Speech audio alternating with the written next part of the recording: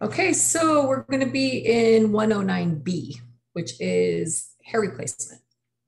That's what we're starting on this week, or that's going to be this week's subject. So when we come back the following week, well, if we finish this book in the next 2 days, when we come back on the following week, we'll have a test on it. Okay, so let me share my screen with you.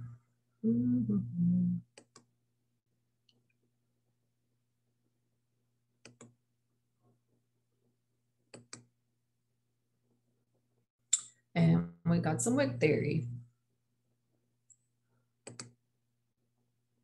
So something that I read earlier today was this place called Hair You Wear. They're a sponsor of the American Cancer Society since 2003. They've donated more than 100,000 wigs valued at 15 million to the American Cancer Society. The wigs are made available through the American Cancer Society's Wig Bank, which provide free wigs and is open to all cancer patients regardless of income or health insurance status. So that's kind of a cool thing, in case anyone ever needs something. So you might have a client who's really concerned about hair loss. They don't know what kind of medical treatments to do, or if they should do any kind of surgeries or just get a hair piece or something like that. So wigs, they've been around forever, right? If you remember back into history, barbers, went to status in society by being a wig maker. Wigs have been around forever. So one thing with a wig though, is that it covers the whole head.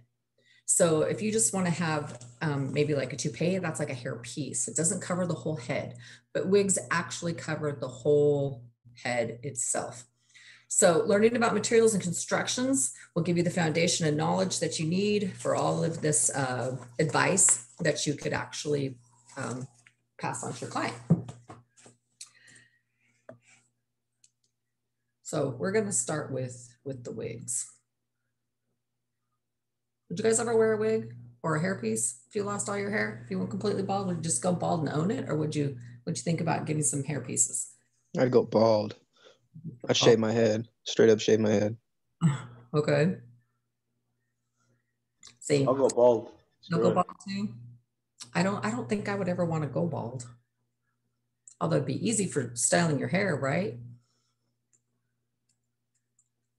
So we're going to talk about the reasons clients get wigs, 3 types of fibers used to compose wigs, and the options available for these wigs. So wigs itself, remember, it's designed to cover the entire head. Okay.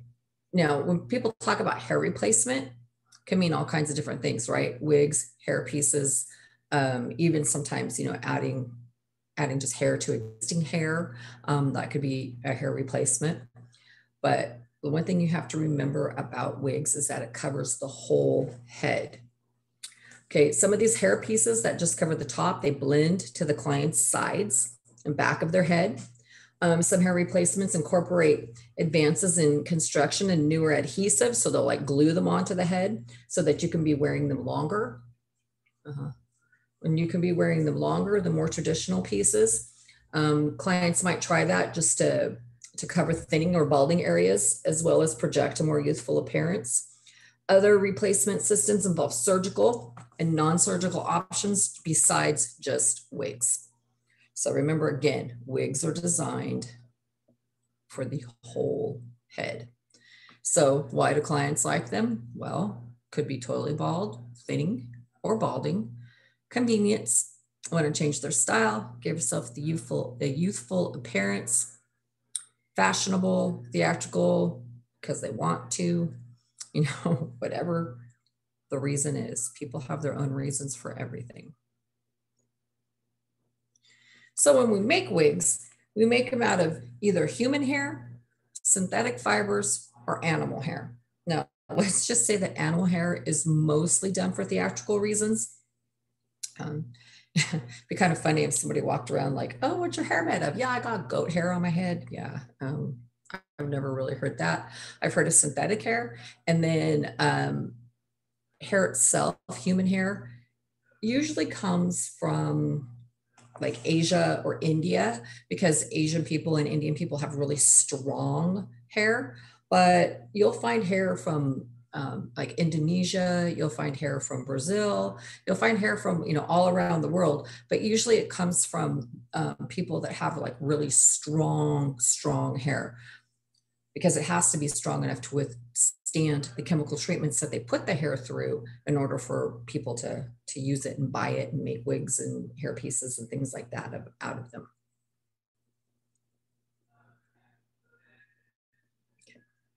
Human hair, of course, it's the most natural. It's the most popular. It looks natural, but supply is limited on human hair. Especially in the lengths of human hair. You know, it's hard to get really long hair in human hair. And sometimes some of the European countries also have more hair, but I know that there's a test question that asks like, what is the most, was it a preferred hair, or what is the most expensive hair, or the natural hair? I forgot exactly how it's worded, but I do know that the answer is Asian, India, and European and Europe.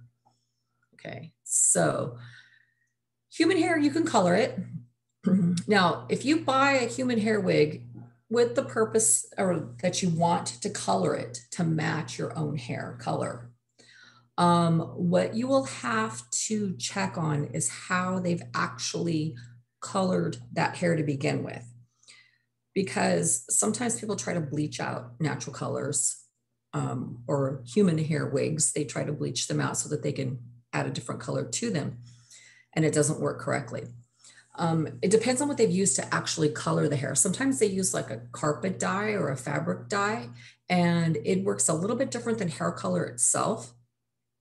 So, you know, really know what you're buying if you're going to buy something like this.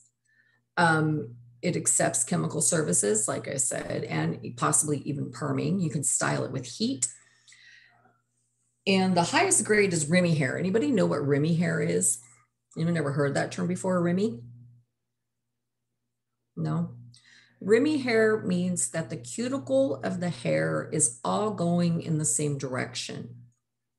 So what that means is, let's say someone comes in and has really long hair and wants to donate it, and they just cut it and you know, half of the hair falls to the floor and they just kind of scoop it up. That cuticle layer on that hair now could be going in all kinds of different directions. But if you take a ponytail and cut the ponytail and just hand that over, all the cuticle of the hair is all going in the same direction. And that's what Remy hair is. Remy hair means hair all going, the cuticle layer all going in the same direction. That is going to be one of the most expensive hair, is Remy hair, but it'll last the longest, and you would be able to do a lot of styles and things like that with it, because it is Remy hair. It doesn't tangle as much. Sometimes you can buy human hair and it tangles like crazy. And some of the reasons that it does tangle is because it's not Remy hair. So the cuticle is kind of, it's like going against the grain, you know, with it. But of course, as with anything, you are going to want to maintain it, right? So you're going to have to wash it and comb it and do all the nice things with it that you would do with your natural hair. Okay. So the synthetic hair is very cost efficient. It's formulated from a petroleum product made with nylon and polyester. It's produced in very long threads that they cut at different lengths. They come on like spools. Okay, color patterns and curl patterns are almost unlimited because they can make it that way, but you can't change it. Like once you get hair, synthetic hair, it's really hard to change it. We don't want to put any heat on it because it'll burn. Okay, so some of the newer styles, you can use a low heat on them, but you really have to follow the manufacturer on that, really follow the manufacturer on that. And this is easier to maintain than a human hair wig. But if you're not sure, because some of the synthetic fibers nowadays are made really, really good. Like it's hard to tell the difference between a synthetic and a natural hair on some of them. So one easy way is called a match test. And you just take a fiber and you burn it. Okay, have you ever burned your hair? Ever smelled burnt hair? Like human hair burns fast, right? It does. But acrylic or synthetic hair will burn faster. Okay, there's no odor. It's just like poof, it's gone. And human hair, you're going to have the smell to it, and they're both going to burn fast, but synthetic hair burns faster. So those are the difference in how to tell is burn a strand. Okay. Then you have animal hair. It's less expensive than human hair. It really doesn't look like human hair very much. So some places they get it are yak, camel, Angora, horse, sheep's wool. Okay, it will accept chemical services. You know, you can hair color it or you can perm it. So sometimes it's used alone or it's mixed with the synthetic fiber to produce a fantasy hairpiece. Like we said, most of the time it's theatrical or some of the display mannequins in stores. But sometimes mixed fibers are used for wigs. So again, whatever you buy, you're really going to have to know the make of it. Like you're really going to have to do your research and know how they make it and know what it does.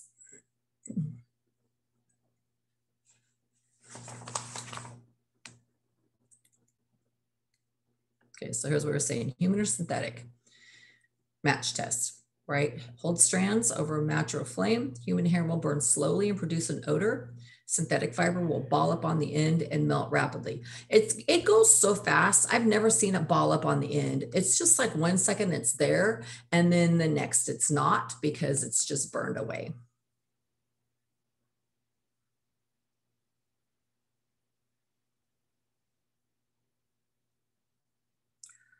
Okay, so wigs come in a variety of different colors and textures and lengths and curl patterns and anything. There's a lot out there. Okay. So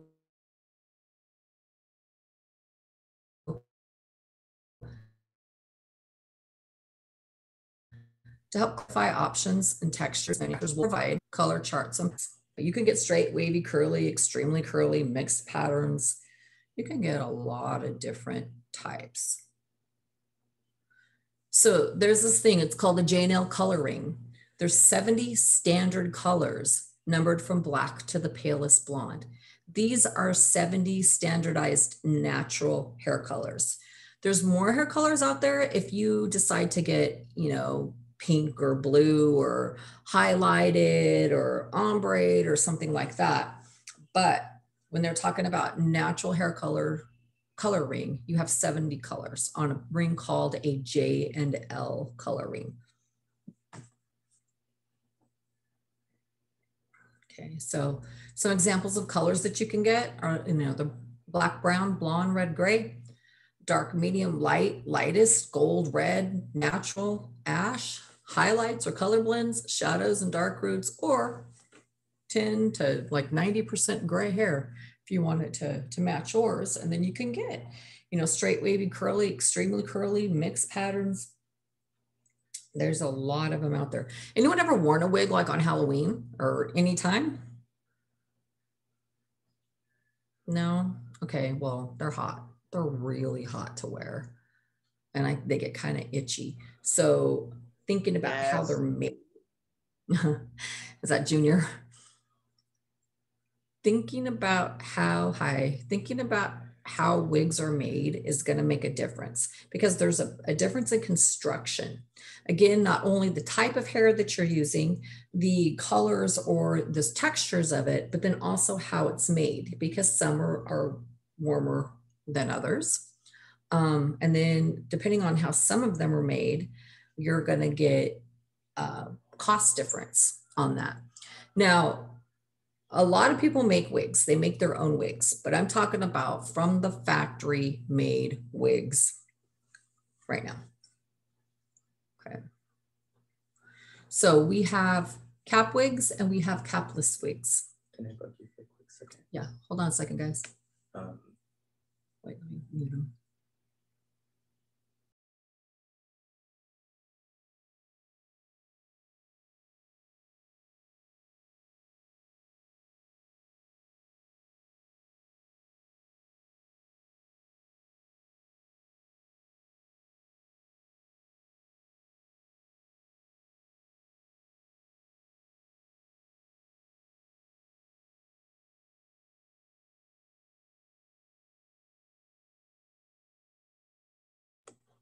Okay, sorry about that.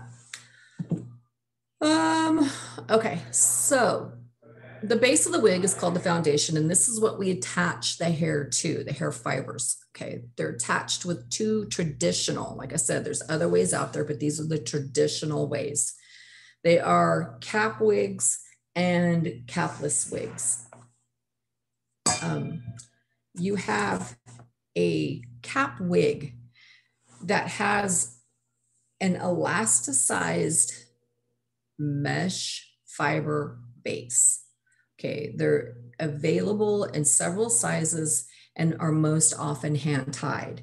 So what that means is when they attach the hair fiber to this cap here, when they talk about it being hand tied, they mean that they actually like hand tie the strands of hair onto this wig. That's going to be the most expensive. If you get, you know, a 20-inch length wig that's hand tied of, you know, Asian, Indian, or European hair, you're going to be paying a few dollars for a wig, quite a few dollars actually. What this picture is right here is they're showing you, this is a capless wig. This is where rows of wefts are sewn into the elastic strips. So all of these coming vertically down are elastic strips, and all of these lines that you see going across, those are wefts of hair. So if you don't know what a hair weft is, it's like a long string of hair that's just kind of hanging down, and they cut these out and they sew them on. They kind of sort of have like fabric going around the top that the hair is all sewn into, not fabric, but like threads and elastics that the hair is sewn into. And then they sew that on top of a cap. These are usually adjustable because right in here, they have like this band right here is usually elastic. So you can kind of pull it and make it fit the person's head. Whereas a cap wig is going to be measured and fitted to that person's head. It's kind of like a fitted baseball cap versus one of those baseball caps that have the little snap things that you can, you know, change. Right there. That you can like snap and adjust the size on. So that's kind of like how the caps are. You have fitted, they have cap wigs that are fitted to the person's head, and then you have these capless ones that you can adjust. Okay, so they also have a combination of them. The cap wigs, of course, are a little bit cooler than the whole cap itself because they don't have a full nylon or what's the other ingredient that they use? Nylon, rayon, you know, something like that that fits over your whole head. So when they go to actually put the hair on, you have the machine sewn like these here. You have the hand tied where they literally like tie the hair strands to the cap, or you have a combination, which could be a combination of wefts and hair strands depending on where it's at. Usually the ones I've seen that are a combination, the top portion of the head is hand tied and the bottom portion of the hair is weft, but they could do it in any combination. That's just most of the ones that I've seen. Okay, so, you know, the combination ones, like we said, you got to think about client comfort, security, like, is it going to blow off? Is it going to fit off? How about when they shake their head? You know, is it going to replicate that natural movement? Is it going to look more natural, actually? So again, the cap refers to the entire base of the wig, which may include open rows of wefts or completely sewn in or hand tied or all types of different things. Then we actually have other wig construction that can go on. So lace front wigs, you may have heard that term before. Lace is a fine sheer stretchy material. So you can make individual strands of human hair or synthetic fiber, which are hand tied to create a hair movement more natural. It is usually often at the front hairline or, you know, around the hairline itself. And it's a very delicate area that requires additional care, but it's for a more natural looking, you know, front. It'll make it look a little bit more natural. The silicone, which is next, is a very clear plastic front material. It doesn't slip, so it's used for more security, positioned at ear tabs and necklines to keep that tight. And then you have a monofilament, which is also known as mono, which is a semi-transparent fine nylon or silk mesh, which allows the color of the scalp to show through because, you want it to look more natural, right? So they're usually, on the top of the hair there. So it gives the illusion of natural hair growth. It's breathable and gentle on the scalp, and it is put in different areas like the crown, or the entire top where they put these at. A lot of times the anti-slip silicone lines extends to the nape, which will help hold it in place. And then sometimes those little thin adjusters at the nape will kind of make the hair fall forward or back, depending on, how much hair they have or how tight they want it. Okay, so when they attach the hair to the caps, again, you can have a hand tied or hand knotted also is another word. They're knotted or tied into the mesh, gives it really secure. You can make it look more natural that way. Replicates density of a fairly thick head of hair. So you can add more, if you want it to look thicker. It is the most expensive due to the labor it takes, because it takes a long time. And if it's labeled 100% hand tied, that means that that whole wig is hand tied, and that's going to be pricey. If it's machine made, those hair fibers are sewn into the wefts and then sewn into the cap.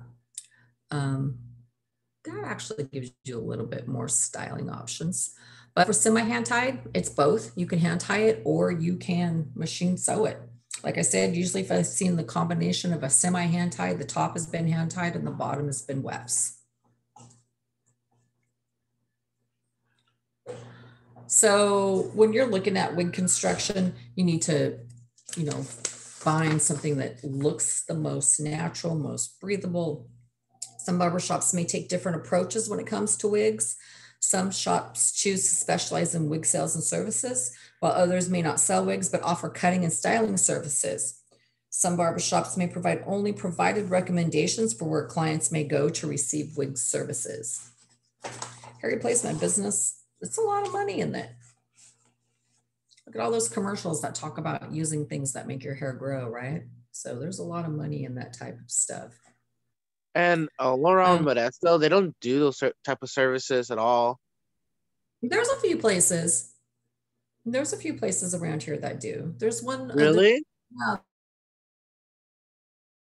Of Granger, McHenry that sell. They have a whole little section in there that sells wigs. And there used to be one, I don't know the name of the street, but it's right off, I know where it is. It's right off of McHenry, though, not too far from that one that actually did wigs. There are still a few places around town that will shampoo and style wigs for people. And then if you're looking for a more type of replacement, more of a, like having a cap made for your head and things like that, there's a couple places in town that do that too. Yeah. So, wigs provide one of the easiest solutions for your hair loss clients because no additional treatments or surgeries required. Wigs go on and off, right? So the clients can make quick changes, keep up with advancements in wig construction by searching manufacturers' websites. Every so often, you might be amazed at what you find. And it's true. I was like, what the heck? When I started seeing some of the stuff that they do out there, it's pretty cool. But, flesh colored, people want to keep the base. So it would be like their scalp, right? As realistic as possible. You don't want it to be looking a totally different color than your complexion. So, but the ready-made synthetic fiber wigs, they're going to be the cheapest. So it is a pretty economical thing for your client. All right, we got true or false here. An artificial hair item designed to cover the whole head is known as a wig. True or false? Whole head, entire head. That one's going to be true. A synthetic wig fiber has unlimited styling changes or possibilities. Synthetic, that one's going to be true. I think that one's true. Pretty sure that one's true. Of the three main types of fiber used to create wigs, the most expensive is Lace. Human hair. That's human hair. A system consisting of 70 standardized colors used to determine colors for wigs is known as the what? J&L color ring. A capless wig consists of hair wefts sewn into strips of elasticized or elastic fiber. A semi-transparent fine nylon or silk mesh used to construct a wig base that allows the color to show through is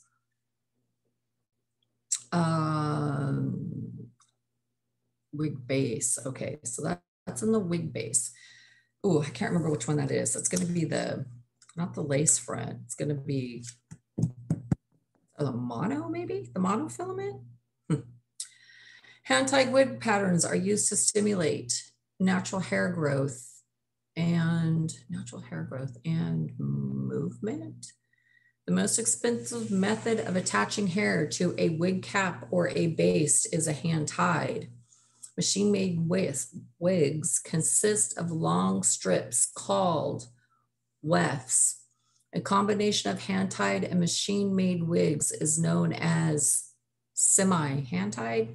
I don't know. We'll see how good I got. Anybody know any of those? Oh, no, it's false. Okay. Human hair, J&L, elastic. Monofilament. Okay, I got that one right. Movement, hand-tied, wefts, semi-hand-tied. Ooh, I did good. Anybody do as good as me? So have you ever seen someone wearing a wig? No. No? Okay. So yeah, I have. I've wondered, like, where did you get your wig styled, or how did you even know that? Sometimes you can just tell that people have wigs on. So I know I've seen a few people that I've seen their hair like sticking out from underneath it before. Well, that was an interesting one. Okay. Is my screen changing? Yeah. Okay. Yes. Good.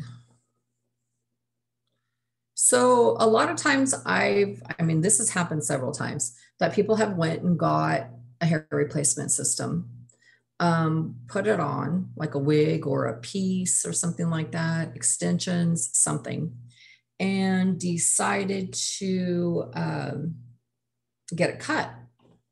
And then they come in and they want you to cut their hair or cut it for them. So sometimes you just need to vet it. You know, sometimes I just need to clean it. So there's some things on how to maintain client comfort during wig service and consultations, how to measure a wig, and know about the professional wig services that can be done. So this is pretty much all about fitting and measuring and cleaning and styling.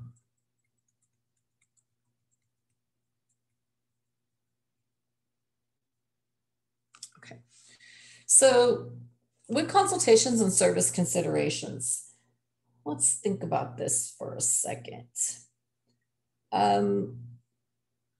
Somebody might have a medical condition that they're kind of sensitive to. So we want to make sure that when we talk to a client about this stuff, it's kind of private. You know, we're not announcing it to the whole shop. If we're working in an area where the fitting needs to be done, we want to make sure that we make that client feel at ease and that we're being, you know, sympathetic to their needs there. Discuss options that may be easily attained, realistic looking results, help a client's comfort level, you know, figure out if they're comfortable about it or not, or assist your client with dignity, respect, and a supportive attitude.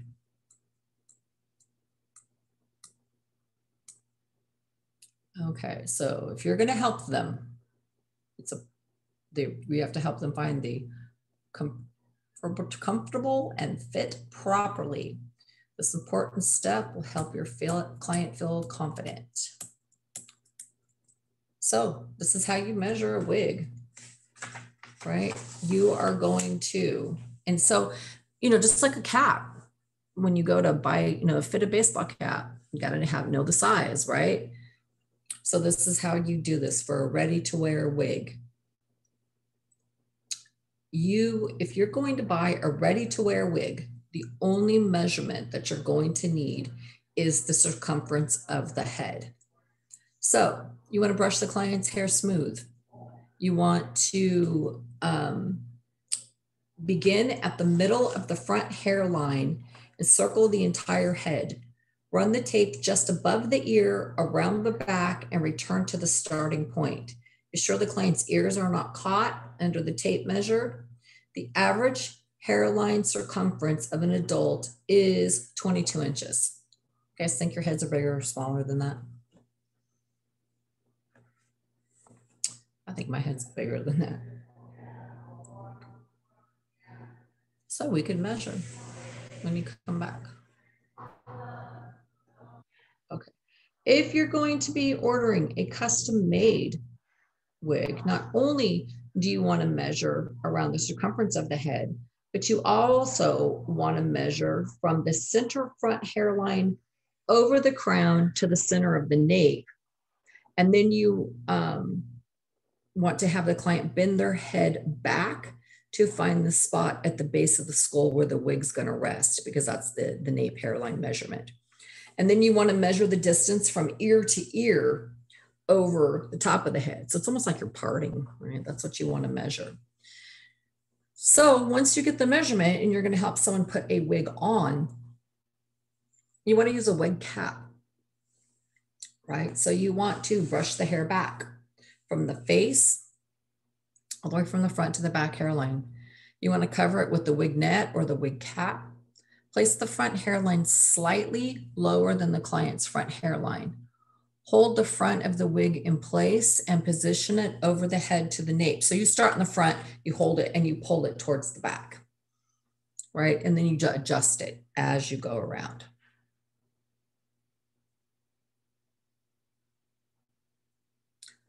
So that's how you put it on. Sometimes if you're going to buy a ready-to-made wig, they have average, they have large, sometimes they have petite, sometimes they have petite average, or they have average, large, and large. So again, you have to know what the manufacturer is recommending.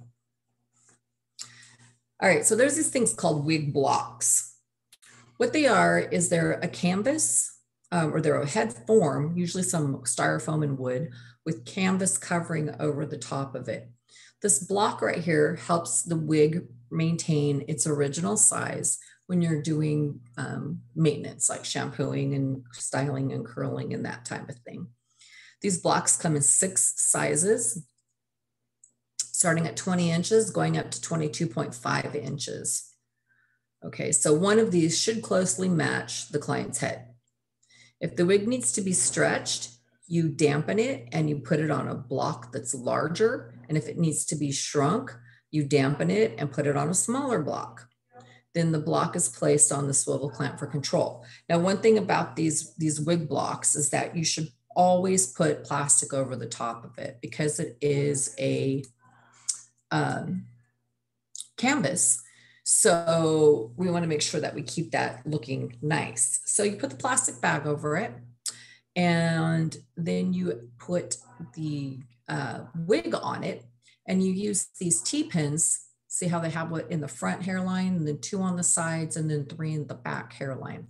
So you put the T-pins, or the wig pins as they call them, and you put it at the center front, the temples, the center of the nape, and the corners of the nape to keep it secure. So remember, if you want to make it large, if you want to stretch it, you put it on a large one. If you want to shrink it, you put it on a smaller one, and you secure it with these pins.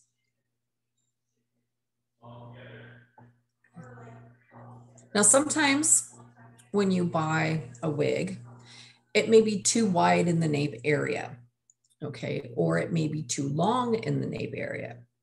So in order to fix that, you do these 2 things called dart and tuck. So what a dart does is it's made vertically to remove width in the nape. So it makes it shorter coming in from the nape. The tuck is made horizontally to shorten the wig, so it makes it shorter. So I always had a hard time trying to remember what a dart and a tuck was. I knew one was vertical and one was horizontal, but I couldn't tell you which was which because I couldn't remember it. So the way that I remembered it is when you put your pants on, you want to tuck all that extra shirt or tuck whatever fat, whatever you have, you want to tuck it in there and tuck it in. So that's how I remembered it was horizontally, because your pants are horizontal. So you tuck everything in your pants. I know that probably doesn't make sense to you guys, but it did to me.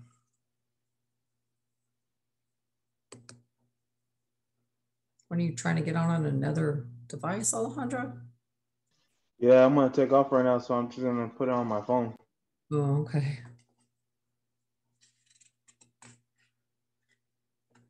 So if you're going to be sewing a wig, doing a dart or a tuck, of course, you need training on that, just like everything else. We need training. So if we're going to be doing some cleaning or some styling on these wigs, there's guidelines. A lot of the manufacturers will talk about what you can use for cleaning and conditioning. They might even, some manufacturers might even make special products that you can offer your clients to take home. But regardless of the brand of wigs, it's important for you to follow the manufacturer's instructions always. But if you have a human hair, right, human hair wigs are going to need extra care. When you're cleaning, especially if they're hand tied, because there's a delicate construction and of course they cost more, right? So what you want to do is gently remove the tangles. Don't brush the hair, like use a wide tooth comb with your fingers first. Run cool water in the direction of hair until it's wet. So you want to run the cool water like going down. Place a quarter-sized amount of shampoo for color-treated hair in the palm of your hand and distribute it from the hair from the top to the bottom. Thoroughly rinse with cool water in the direction of the hair until the water is clear. Press and gently squeeze water out, towel blot excess. Apply conditioner from mid-strand to ends. Avoid conditioner close to the base and knots because it could cause the knots to loosen. Leave conditioner 1 to 2 minutes or follow manufacturer's instructions. Do not exceed 5 minutes. Rinse thoroughly, gently pat dry. Do not wring or twist wig base. Place wig on a folding wig stand to dry after finger styling. Now, if it is a natural hair wig, it's a possibility that you could put it on some rollers and get a style going on there, let it dry and get their style going. And then you can also heat style it when you're finished after it dries. You don't really want to blow dry it though. So when you're cleaning these synthetic wigs, again, remove the tangles.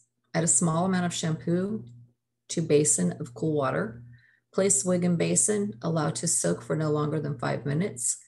Rinse thoroughly, pat dry. Pay attention to the inside of the cap as well as the hair. Run cool water in the direction of the hair until clear. Press and gently squeeze out towel blot excess. Spray synthetic fibers with leave-in conditioner and place on a folding wig stand to dry.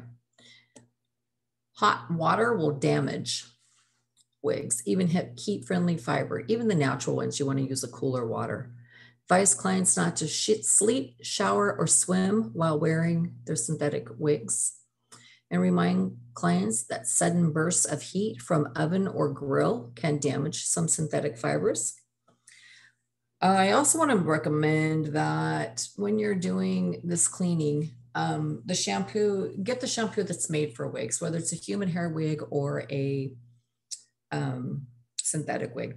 There's the liquid dry shampoo, I believe it is the one that you want to use for a wig.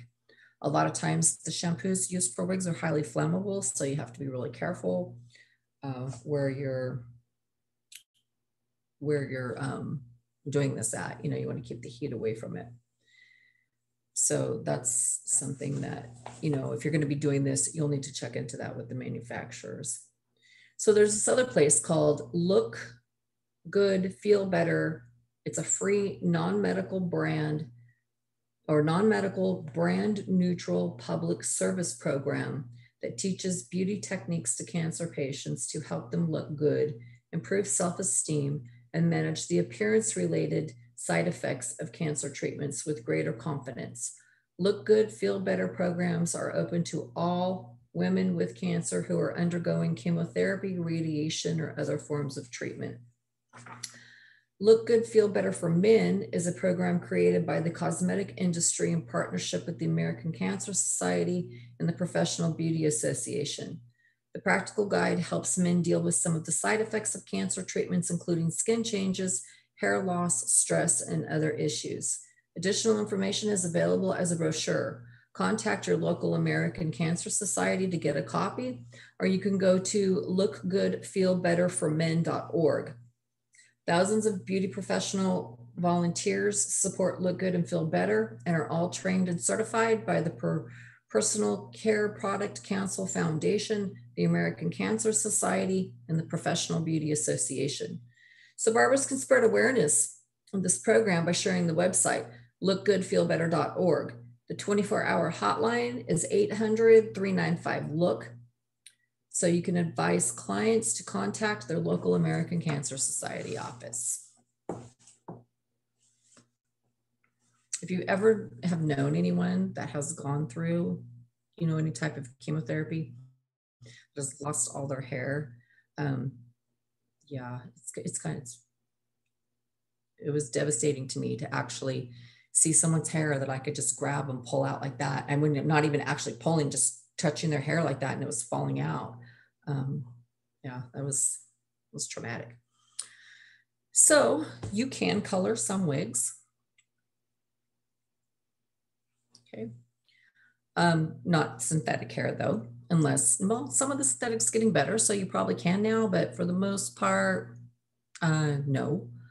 So if you're going to be coloring any type of wig though, you should do a strand test first. Try not to get the color on the base of the hair, which is really hard to do because it's going to color that also. But we want to do the strand test. We want to make sure that if we do use hair color on it, we're going to use a low level, darker color, and we are not going to try to lighten a wig. That's too much chemical on it because it's already been chemically treated.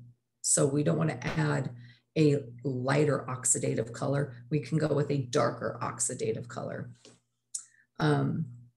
Yeah, human hair wigs have already been chemically treated, so it's advisable to avoid oxidative colors that lighten hair. Okay, it's going to be hard to predict the results. So always, like I said, do a strand test. Okay, so if we're going to be doing this, apply the appropriate color on the wig hair according to the manufacturer's directions. Take a real thin parting and use an angled brush, careful avoiding the scalp. Allow the color to process and remain on the hair following the manufacturer's directions. Remove according to manufacturer's directions and condition the hair. And then do your styling products. Okay. So cutting though, I've cut wigs before. Okay, it does take a little different to cutting a wig than it is cutting just someone's hair. Okay, so most wigs are produced with about twice as much hair as that's on an average head, right? So it's often necessary to thin a wig in order to decrease bulk and make a more natural looking appearance. You may use a razor or thinning shears to thin a human hair wig, but it's not recommended to use a razor on synthetic because they will frizz easier. Thinning often needs to be done to remove the bulk, especially near the front hairline and behind the ears. Be sure to cut synthetic fibers when they're dry. Be especially careful to avoid cutting into the cap or the wefting. On hand-tied wigs, be sure that the knotting remains secure. Do not cut any of the knots. You may need to do some, sorry, I lost my spot. You may need to do some customizing on a pre-cut wig so that it is perfectly suits your client's features. The front hairline and nape are common areas that require customizing. If a full haircut is required, it's best to establish the length of the basic lines while the client is wearing the wig, so you can refer to your client's facial features. Yeah, don't ever cut a wig unless they're wearing it. Make sure that they have it on before any of that. You can use a chin strap to keep the wig from moving while you're cutting. You can move the wig to a wig block, but I mean, I wouldn't do it. I'd leave it on their head the whole time. And if you want some hair to fall over the client's forehead and it is a hand knotted wig, rub the knots to redirect the fiber forward and use a blow dryer on low setting to shape and redirect the synthetic hair. Now, for me, I would make sure that a client's wearing the wig, and I would avoid blunt cutting. I would do a lot of notch cutting on this if I was going to be cutting a wig, just because once the wig's gone, it's gone. Like, that hair's not going to grow back. So we want to make sure that we have it done on there, like completely in the way it should be, right? So synthetic wigs, we do not want to put them under a dryer or under any excessive heat, even though, you know, they say you can. We're just not going to do that because, yeah, it's scary, it could melt.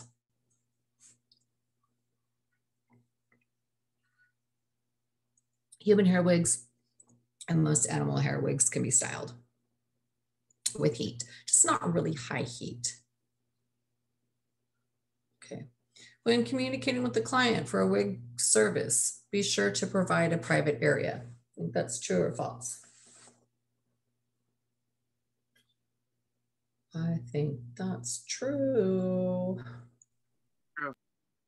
When measuring for a custom-made wig, only the circumference of the head needs to be measured.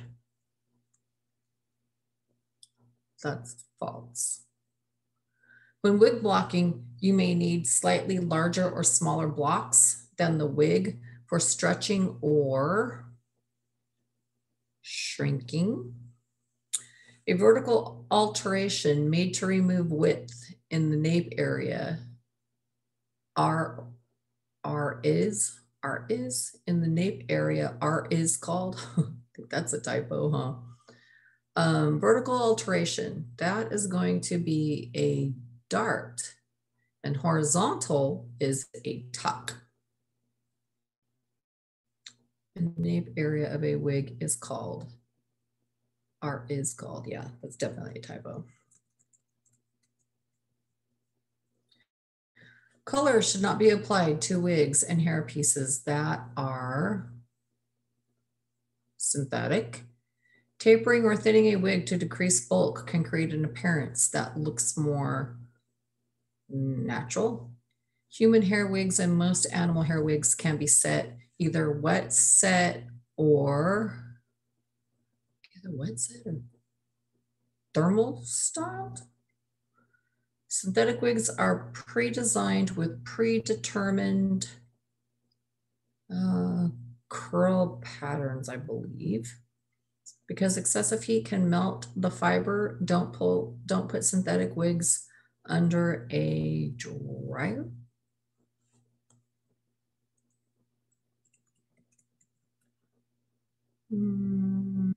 True, false, shrinking, dark, tuck. Synthetic, natural, thermal styled, curl patterns, dryer. Ooh, look at that, I got 100. You guys go on your lab and take these, here, let's go back, I'll show you. Go on lab and take these learning challenges right here.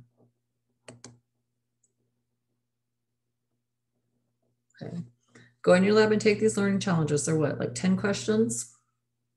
Here's the first one. When fitting a client with a wig, measure the circumference of the head, running the tape measure just above the ears. When putting the wig on the client, start at the front hairline. Which of the following terms identifying the procedure for sizing a wig?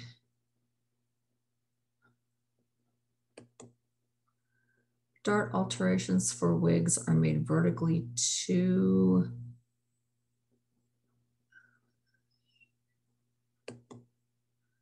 coloring procedures used on human hair wigs can include all of the following color products except, oh, that's the test question. This one. And oh, look, this only has 6. What is the purpose for thinning a wig?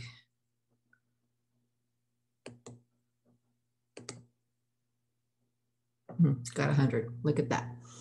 Okay, so you guys go on and take these as well as doing your workbook, but you have your assignments, and I know I texted them to you last week. So if you're like, oh, I don't know where my assignments are, yes, you do, because I text them to you. So let's see.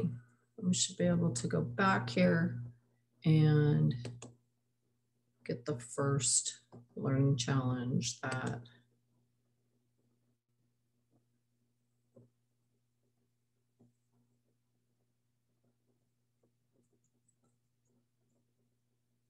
lesson challenge. That's what they're called, not learning challenges, lesson challenge. Do the learning challenges and do the lesson challenges on your things. Most expensive, natural looking, petroleum products.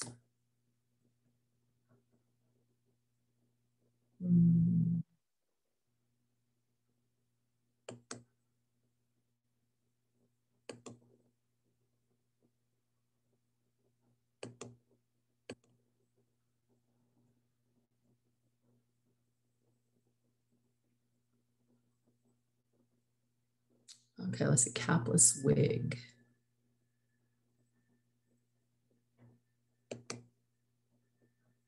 What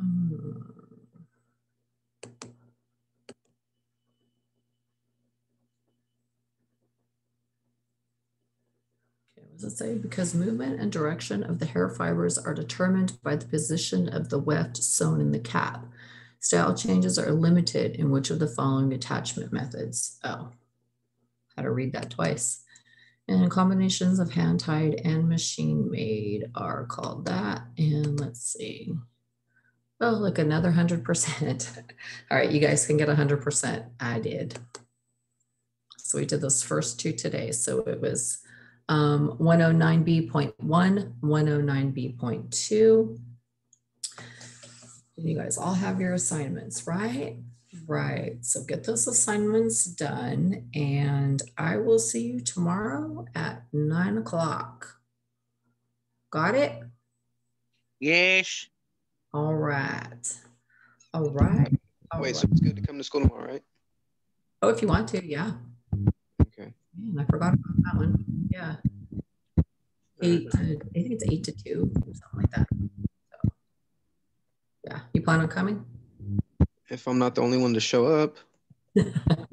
You were the trooper on Saturday. Props to you. I thought you were gone. I turned around and you were still there, and I was like, whoa, he's still here. Yeah. I just cleaned up a lot, and I just walked around and cleaned up. I know, I saw that. Very good job, Nick. Good job. Anyone else plan on coming? Ruben? Thumbs up, thumbs down. Where are you?